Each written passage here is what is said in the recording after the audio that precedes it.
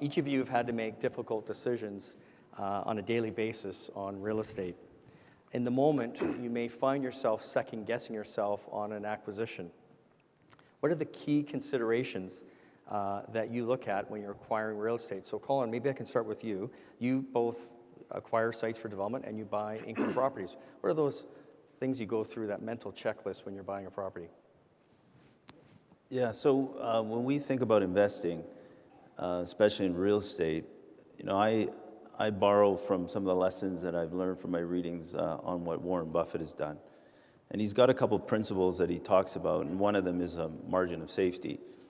And so when we think about buying a piece of property for development, we obviously look at the upside and you know, what the potential profitability of the project, but more importantly, we look at the downside.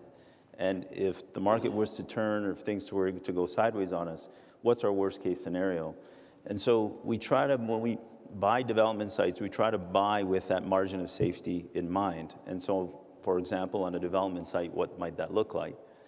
So we've bought many sites over the years where we bought an old retail center, industrial building with a 3 or a 4 cap that one day we know will develop into a residential tower. So, you know, if the market's not there today for the residential tower, well, we'll continue to collect our yield.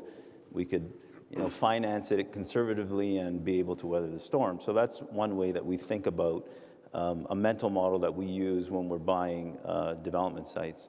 On the income side is a little different because we tend to be buy and hold. We're not a hard and fast, we never sell anything, but it's pretty much 90 to 95% when we buy something, we typically don't sell it. And so we really think about the long term. And so what's more important for us in that regard is how's this asset going to perform over the next 15, 20, 30 years?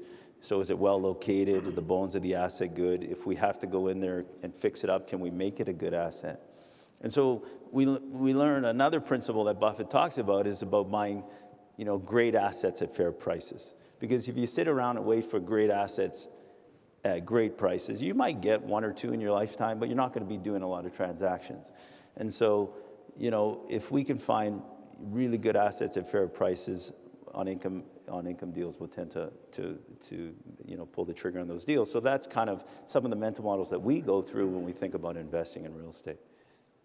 So Rob, I know you've been very active in Canada and the US, just from your bio.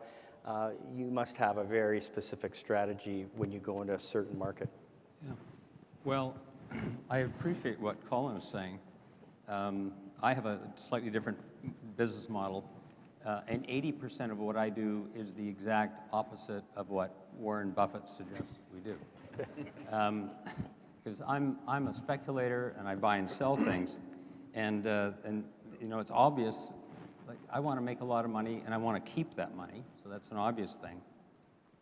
But I look to invest in places where there's a government that strongly supports a free enterprise system and has low taxes. I want upside opportunity, so I'd like to buy things and I'd like to upgrade it or rezone it and create some added value. I want good locations if I can get them, but that's not necessary for me. If I'm looking for development opportunities, I want to see if I can find something where I can add some community amenities benefits. But if I can't, I can't. The absolute key thing for me, is timing. Timing. And timing. And there are several reasons why markets fail. And I look for those markets. And after they've failed, and it happens from time to time, I go in, and if I'm comfortable that there's going to be a recovery, then I go all in. I'll buy 1,000 units. I might buy 5,000 units. I'll invest everything I have, and if the market recovers, if I've called it right, then I make a fair bit of money, but I'll sell. When the market's recovered, I'm probably happy, and I'll sell 80% of what I bought. And I'll keep the best few things, but the majority of what I do is sell. That's how I make money. After you were a broker for a lot of years at Colliers, you counseled groups like Nicola Real Estate and pension funds and institutional groups. You know, now that you're on the ownership side, how do you look at it in terms of acquiring real estate? Well, I kind of started late in the game, but I do know for certain that the raison d'etre of our small enterprise is cash flow. We want to build reliable, stable, recurring, and growing cash flow. We look at the capital value if we sell, which is rare, or if we're trying to refinance an asset. But other than that, we tried to, either through direct acquisition, through joint venture, and my primary joint venture partner would be Peterson Investments, or through development.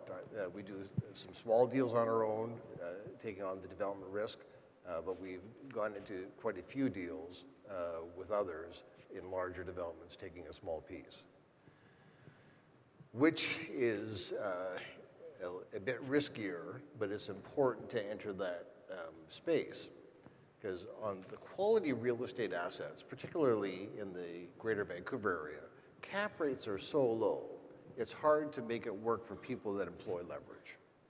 You can't finance at 4%, or you can finance at 4% and buy something at a 3 cap, but that negative leverage really hurts a small company like ours. So to get into quality real estate, sometimes we don't have a choice. We have to develop. And we try to develop to a 5 or a 6, and then finance at 3.5 or 4. Now you have some positive leverage, but what you really do get is an asset that you can be proud of for generations. So that's kind of our purpose.